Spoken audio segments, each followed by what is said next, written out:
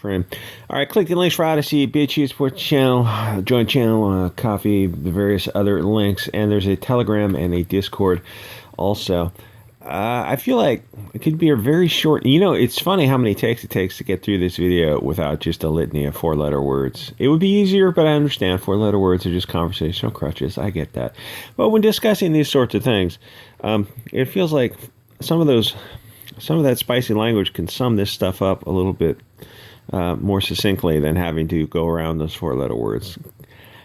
Because a lot of this stuff, it seems like it's almost purposefully designed to elicit frustration with the viewer who's looking at it and thinks, oh, Lord of the Rings. I'm familiar with the movies and the books. Those Frodo and Bilbo and the Sackville Bagginses and all this kind of Aragorn.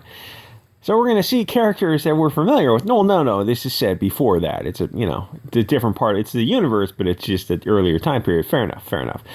But it's going to look familiar, right? I just want my Star Trek and my Star Wars, and it's going to be set in the, it doesn't matter if the Lord of the Rings or the Star Wars universe. It's going to feel familiar, right? Oh, not in so many words. What do you mean? Are you going to... You're going to give us not the characters because it's set in a different part. I get that, but it's going to feel like it fits in, right? No, no. Where have you been this whole time? Hey, have you been sleeping in class? Have you not? How have you missed all of this? No, of course not. Have you seen the Mando, the Boba Fett thing? Have you been reading? No, it's all going to be crap. Everything's going to be crap, and it could be a very short video. It's like, well, what's this new project you're looking for? Well, insert X here. It doesn't matter what the name of the thing is. It's going to be something to look forward to? No, you can cross that out. Is it going to be crap? Yeah, it's going to be crap. It's going to be a disappointment. Eventually, after so many disappointments, you stop tuning in. If you have an Amazon, I think this is on Amazon, but HBO and Disney, and there's a bunch of big ones. There's probably about a dozen streaming platforms out now that are pretty good size. Eventually you look at it and you're like, okay, this is $8 a month, and that's not a ton of money, but if it's also something that you're just not using, or you look at it like, okay, I saw what I saw out of it. I got some shows down. There's a difference between in the digital age of sailing the high seas is so easy. When you're a creator for these shows, you really have to go out of your way to let the audience know that you appreciate them, that you respect them, that you're like, hey, we're giving you this show. It costs money to produce. If you go sail the high seas for it, we can't give you these shows. You got to pay for the content you want for this kind of shows. That's why you subscribe for the monthly, Amazon or HBO fee.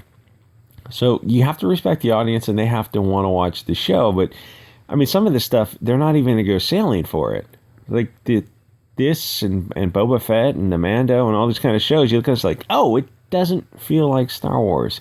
This doesn't feel like Star Trek, and this doesn't feel like Lord of the Rings. It feels like some pharmaceutically enhanced Hollywood type is just kind of following a checklist, kind of a diversity checklist. So, Lord of the Rings, Hobbit Part 3. Everything you enjoy, they will destroy. Specifically anything European, they will absolutely destroy that.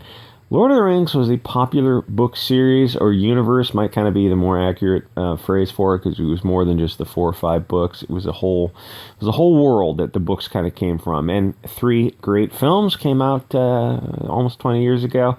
But the stories feature European men in heroic roles because it was written by an Englishman, written for his English children. And then it became popular with English people and later Europeans in general as a whole for a while. And, it's probably safe to assume that the European audience was probably 99% of the audience for a very long time. It was a distinctly European story. They need to gradually replace history so that they can subvert it and destroy it, because that's what they do. Wherever they go, they destroy. They don't create.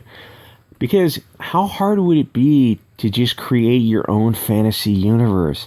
That's not insurmountable. I mean, all this stuff was based on even Shakespeare's fantasy war, Midsummer's was based on earlier fantasy writings. It's not that hard to build up some, old German forest type of fantasy universe. But if they did create something, it wouldn't have the same name recognition because it would be a new property. It wouldn't have any name recognition, but people would understand. It's kind of a Lord of the Rings ripoff. So it would take time to develop an audience. Plus, people would rightly suspect that it would be woke, anti-blue-eyed propaganda, as it absolutely would be. Anything post 2015 is guaranteed to be going down that path. So if Lord of the Rings, people enjoyed the books and films so much that they're going to turn in for a few episodes. The first and the second episode. First episode will be, it's like Star Wars, the Disney Star Wars, when that came out. They tuned in for the first episode. They didn't enjoy it, but they were hoping the second one would turn around. And then fewer people tuned in for that. And then after that, you're like, oh gosh, I just want to finish the trilogy just to sit, or I guess it's 9 or 10 films in the series. I just want to finish it to say I finished it. But I don't have to do it in a movie theater. I can just watch it at home, or I can go sailing for it, or whatever. I can wait for it to come out. So what are you going to see? The fair will be replaced with the dark. The male will be usurped by the female.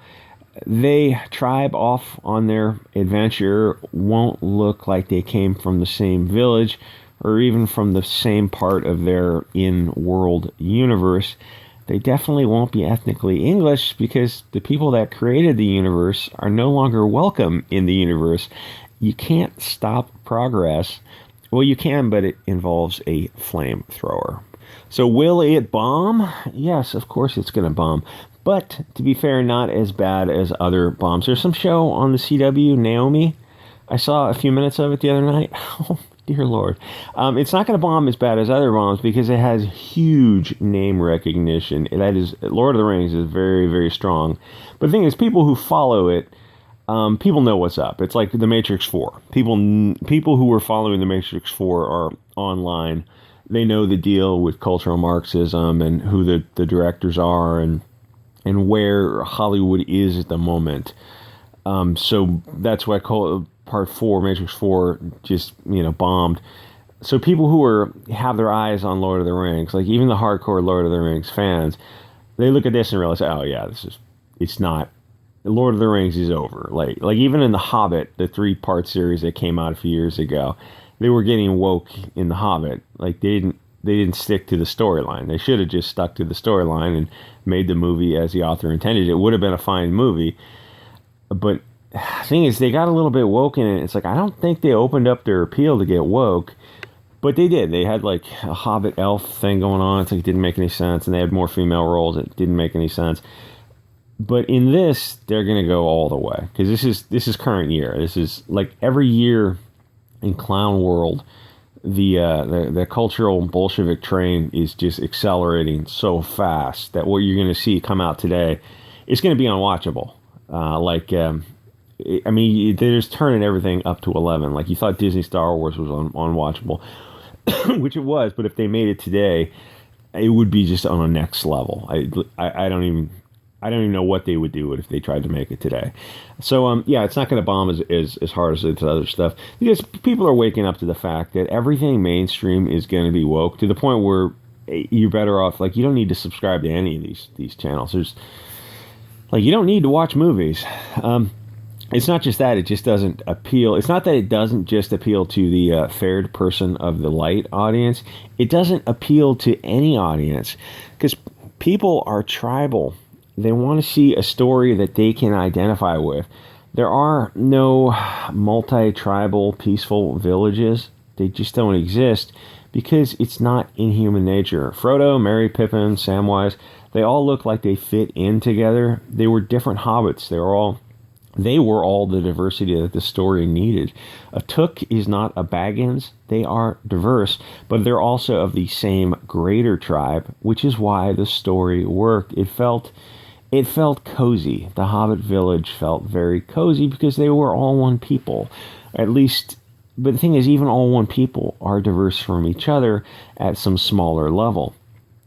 So the new Lord of the Rings is going to have a big first and second episode, and then it's going to tank because it's not Tolkien's Lord of the Rings. It's some Hollywood vermin version of a Pox Purse Puppy checklist. Quick, I hope the Weinsteins in Hollywood lecture us on the toxic fandom, because we don't want to watch Lord of the Rings be replaced by non-European characters.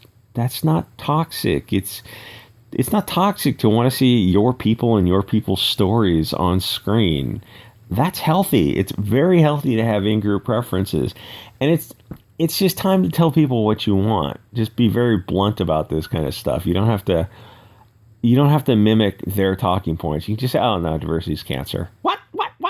So what you're saying is, I just said what I said. Diversity is cancer. I'm not going to support it. It's cancer.